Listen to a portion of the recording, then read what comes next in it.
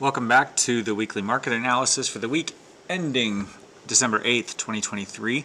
Just a few more weeks left in this year, the month, and the quarter.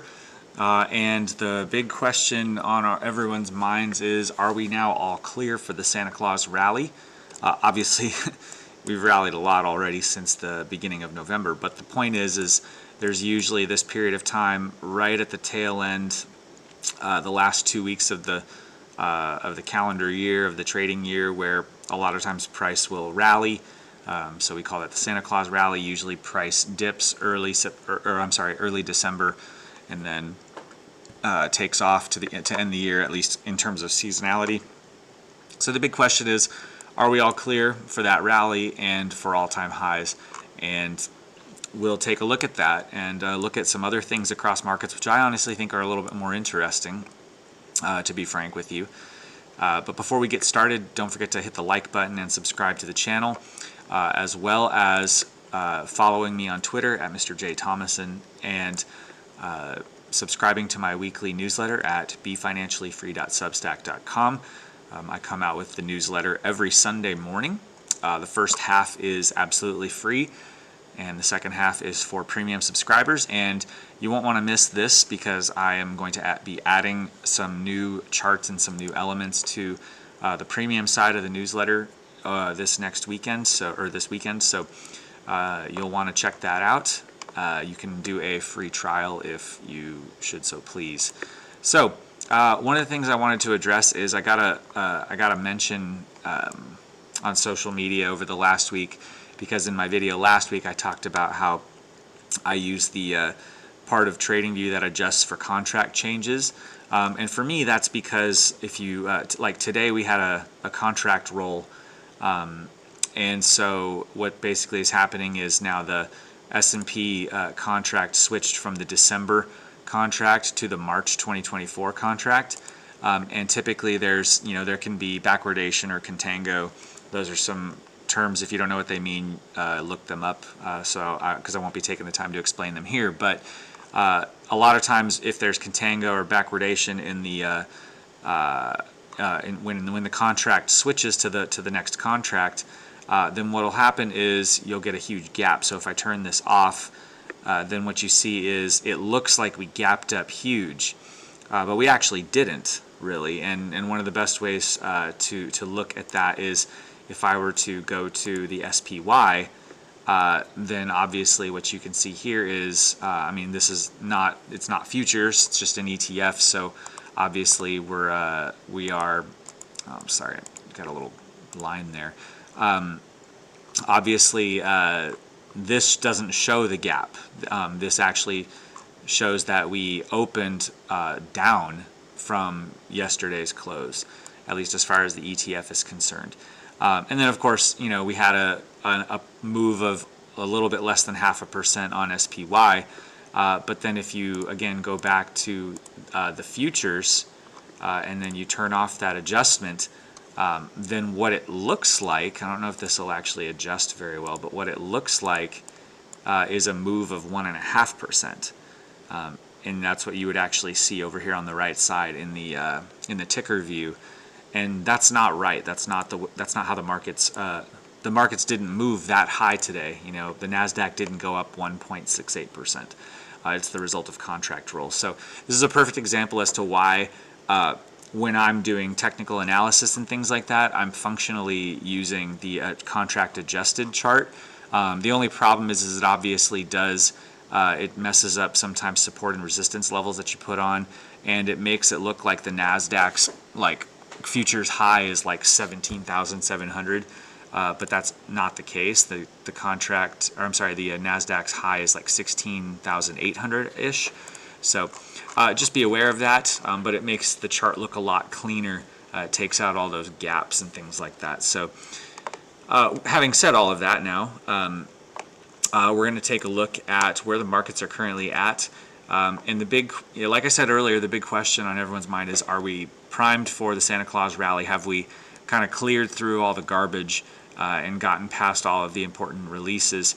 So what's really interesting is we've got next week we've got CPI. I believe that's on Tuesday, and then we have FOMC, which I believe is Tuesday and Wednesday.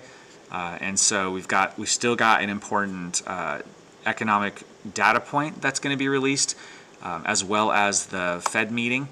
And but obviously this week we've had a lot of jobs data, which has kind of shown mixed signals, a little bit of a mix between soft landing and no landing, if you know what those mean.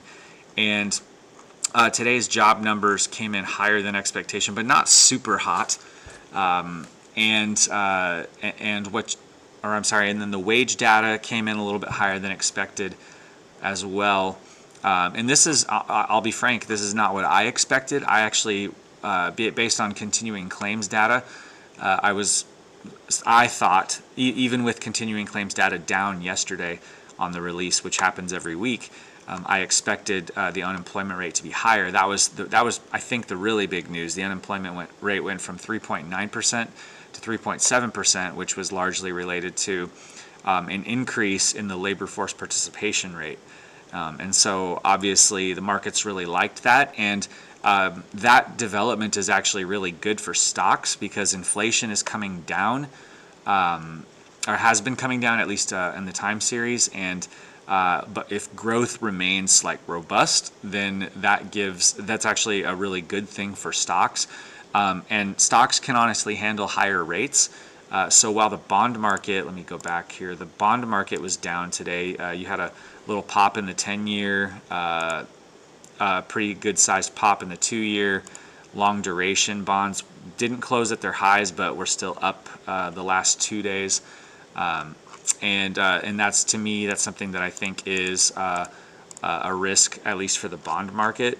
But it's okay for stocks. I mean, if you think about it, we were able in July, when rates were going up pretty high. Let me really quick. Actually, in October was when the rates were up close to 5%. But I mean, the Fed has been, like, think about this. The Fed was still raising rates into 2023, and the markets still were going up. And the markets made their highs, right around the time that the Fed did their last rate hike. And so, the idea that interest rates or bond yields being high is necessarily bad for stocks is not actually true. So I think that that's important to point out. And Goldilocks, which is, growth up and inflation down, is the best possible scenario for the stock market. And so that's, and then when you have growth, that's actually something that's not good for bonds. And it's also not good for gold. We'll talk about gold in just a minute. But so again, back to the original point. Are we all clear?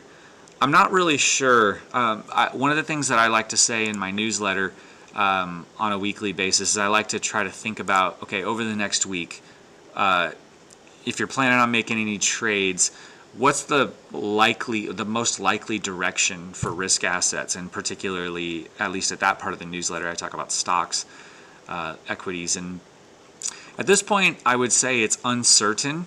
I suspect that they will go higher, and that's not because the markets have been up the last 2 days. There's a couple reasons for that.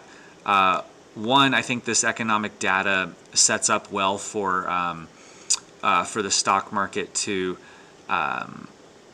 appreciate at least into Monday and Tuesday. We'll see what happens with CPI. If CPI is down, I think we'll continue to go up. I think the market likes disinflation news, especially considering the jobs numbers just came in really, really solid. So we'll see. I think that'll be good. I would suppose the likely direction is up. One of the things that you have to take into account, though, if I just throw a quick RSI up here, is that the market is close to overbought on the S&P.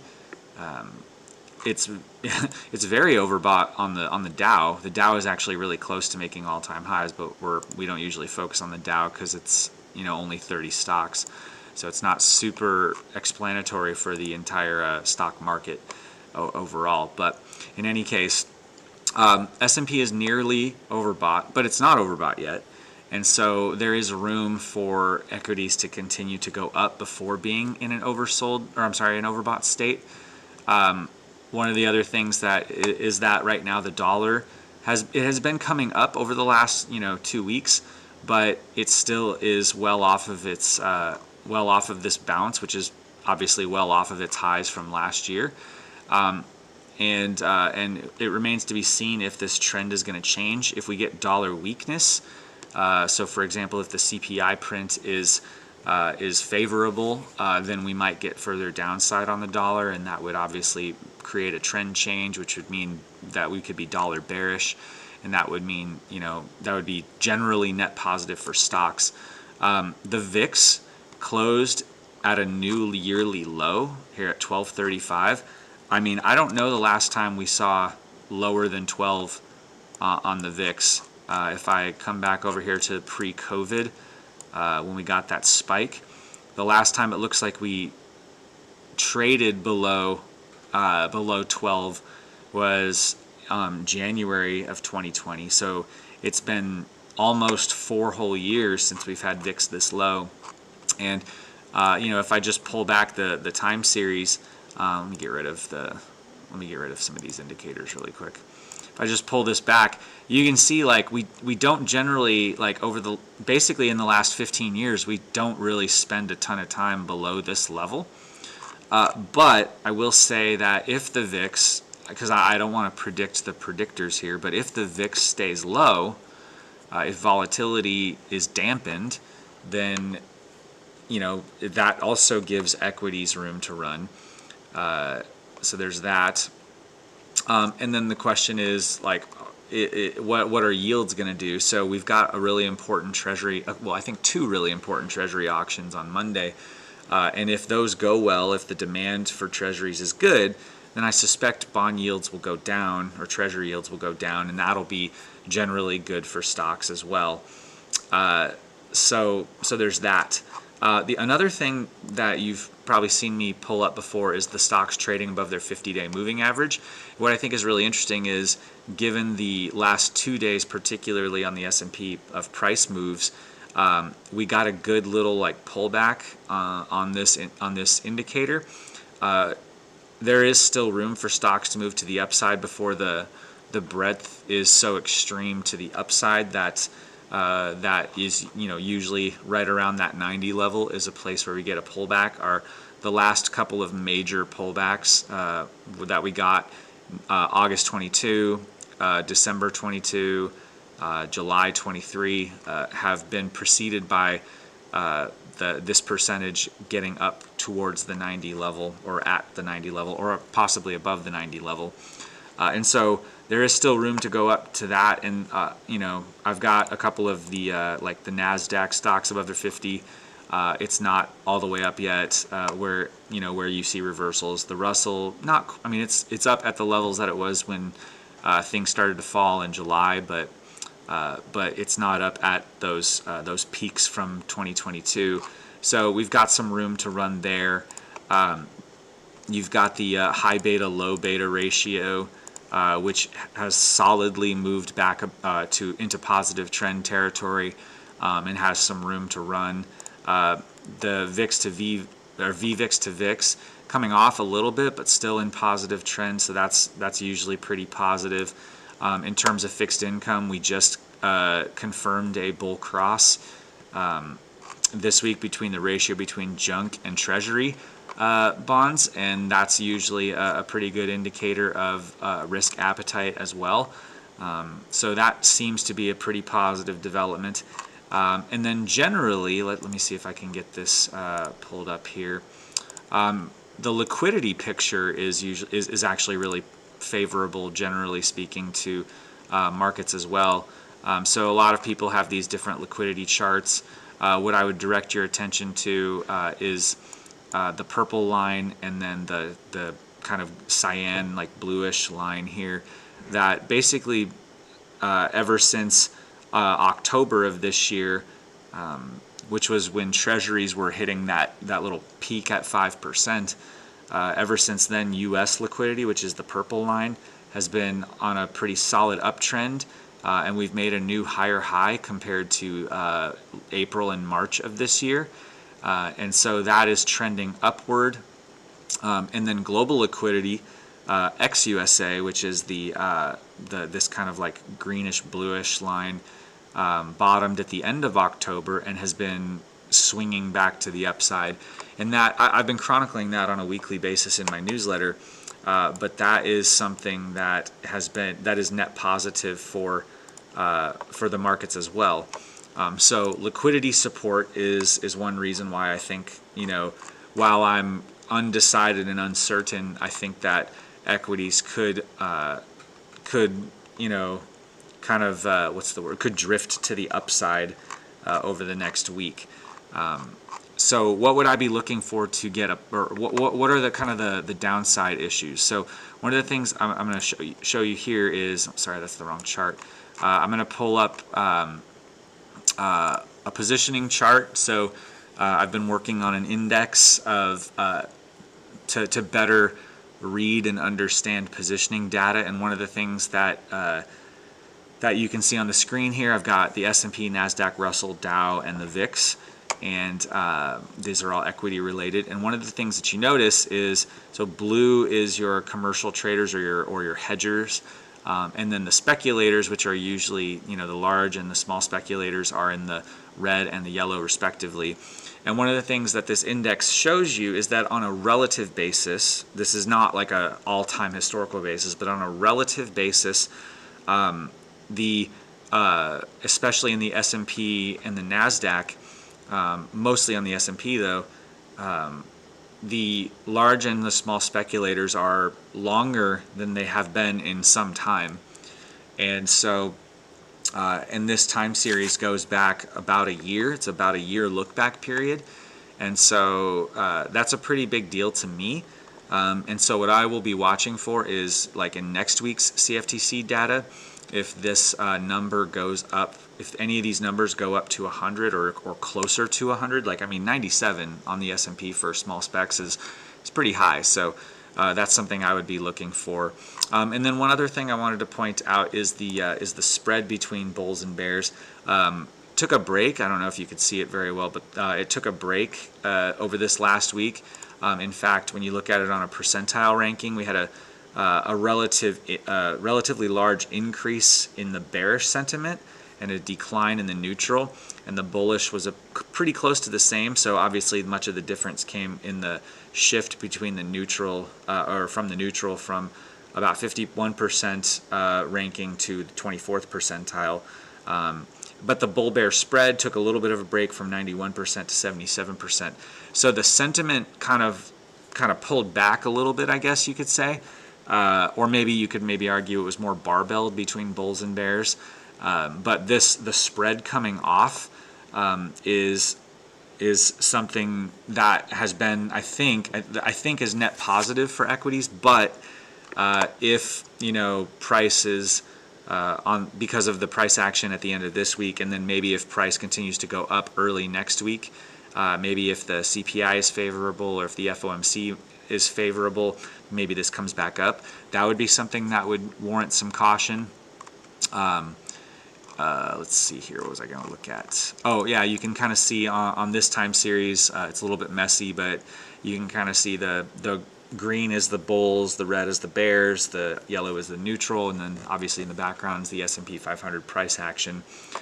So all of those, so that's another way that you could look at that and kind of see that we still have some room as far as it relates to sentiment as a fuel for a continued rally or as a caution flag for a pullback.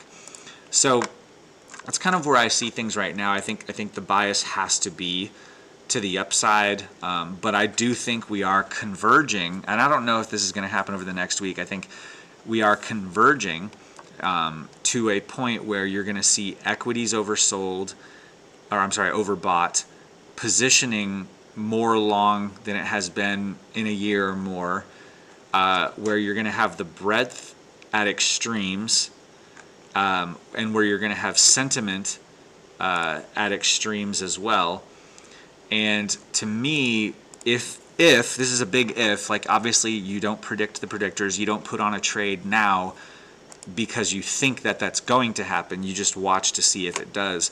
If all of those things converge in the next week or two, that's to me going to be a signal that the market is too overheated and is gonna have not just a small 2 to 4% pullback, but something maybe like 10%.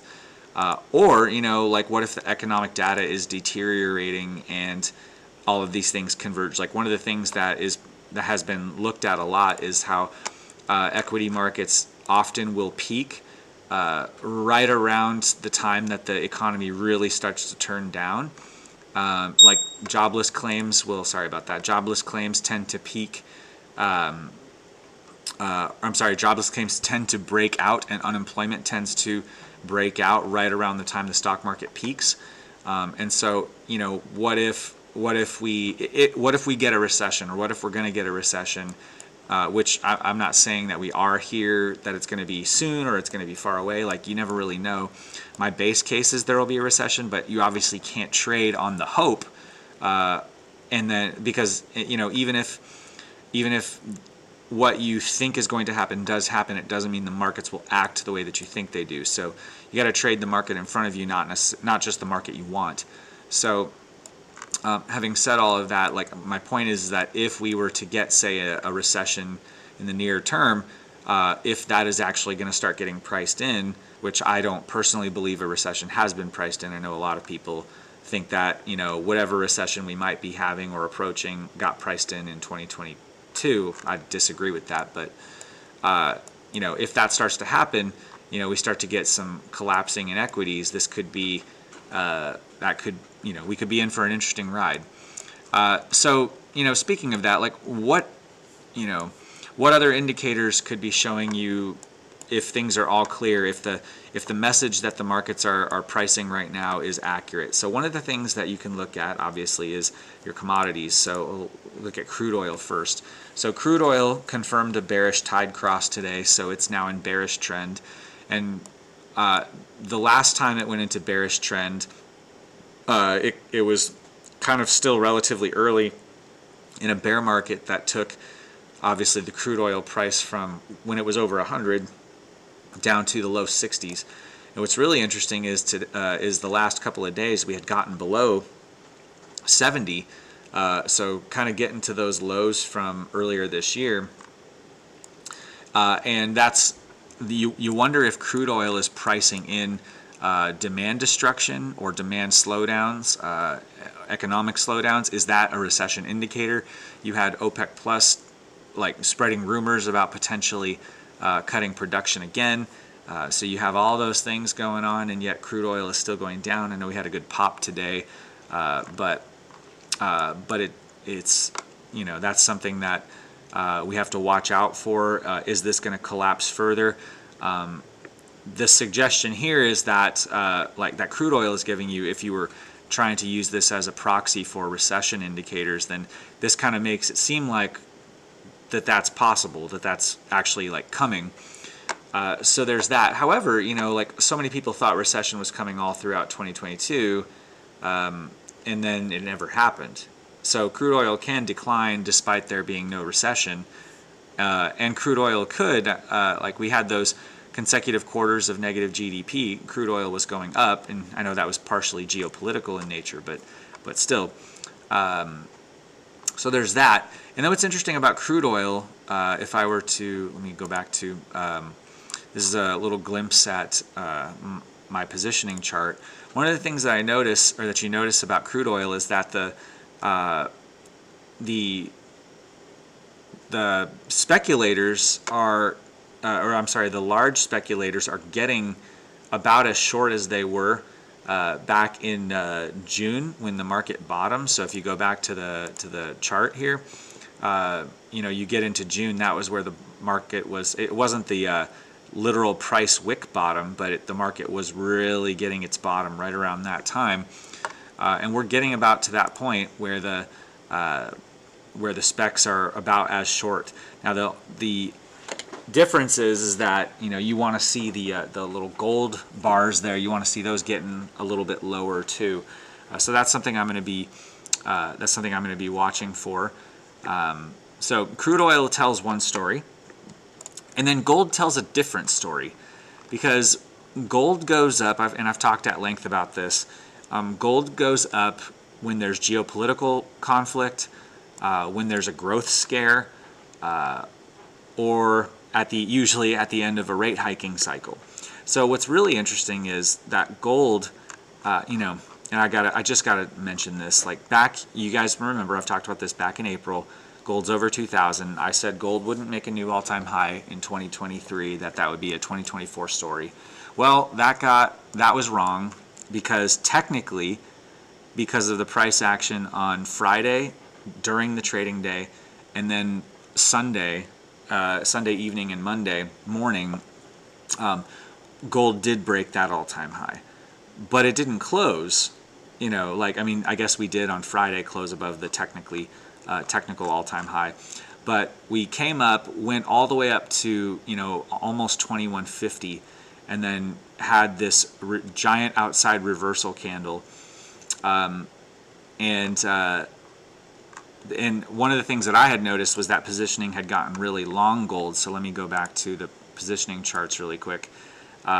Positioning has gotten pretty long gold, about as long as it was at all of the other price peaks that we got to in 2023. Not as long as it was, back in 2021 or early 2022, but longer than it has been, in what is this? Longer than it's been in like 18 months.